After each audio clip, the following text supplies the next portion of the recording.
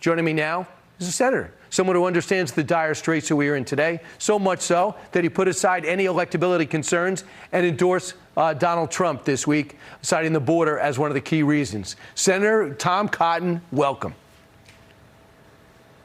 Thank you, Brian. Good to be on with you. Happy New Year to you and all of your viewers. So we've been talking about the border forever, and I know your point of view, and it was so strong that you said, no doubt about it, Trump did a good job on the border. I want him back.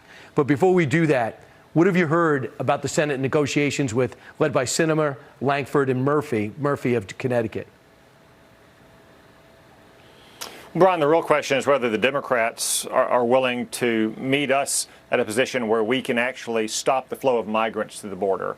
We started maybe 3 months ago, the Democrats said nothing. All they wanted was more money to process migrants faster. We're not interested in processing migrants faster. Frankly, we're not interested in detaining migrants. We shouldn't have to use American taxpayer dollars to put them in detention facilities. They shouldn't come in the first place.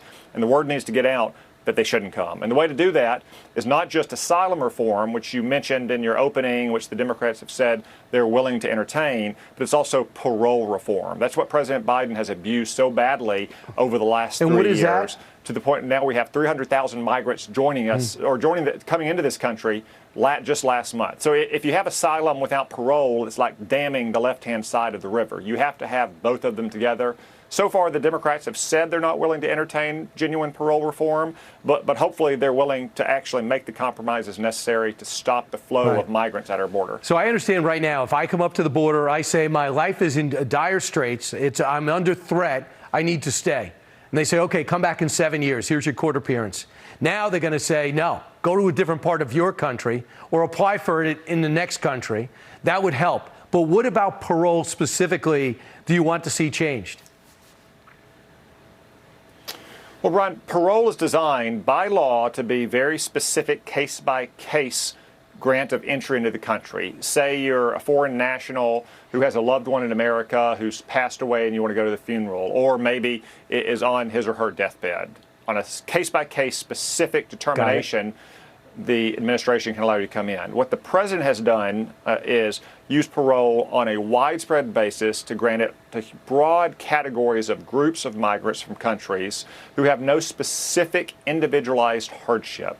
We want to ensure that that can happen. Now, we're flexible on the way that might be done, whether it's further reforms to parole standards or maybe just putting a cap on the total number of parole awards each single year. But we have to have genuine parole reform with asylum reform, or again, it's like damming the left-hand side of the river. If it gets through the Senate, knowing the House the way you know it, how do you think they will receive it, knowing that H.R. 2, they won't check all the boxes from H.R. 2, like finishing the wall and other things? Do you think there's a chance they'll say we'll get 2/3 of what we want and we'll go back for it if we win the Senate and the House and the White House? Well, Brian, what I think is important is that whatever we pass in the Senate and the House and send to the president for his signature, if we can get that kind of language passed, is that it stops the flow of migrants. It's less important to me what it's called or what form it takes or whether it's paired with other measures in a broader bill, but whether it actually has the real and practical effect of protecting our border and stopping this slow motion invasion that we've had, not just from Mexican nationals or say Guatemalans or Latin Americans, but from Africa and Asia, all around the world. Just last week, the New York Times ran a story about African migrants coming, and one of them said to the reporter that we're coming to America instead of Europe because we know we can get into America. Think about that. They're flying all the way to Latin America and then making the journey overland to our southern border because they know they can get into the United States as opposed to going to Europe, which is so much closer to them. So I think that Ron DeSantis would have cracked down on the border. Nikki Haley says she was going to crack down on the border. Why did you think that President Trump is the one to do it that would get Tom Cotton's endorsement? Well, I think President Trump is in a unique position for any presidential candidate. He's not saying what he would do or what he hopes to do or making promises. He has a record. He did all these things. He closed the border. He got our economy booming. He got working class wages up. Things were good under President Trump. They've gone to hell under Joe Biden. Again, we have a slow motion invasion. If you parcel out the numbers from last December over a year of 3.5 million migrants in 1 year. That's more than the population of Arkansas.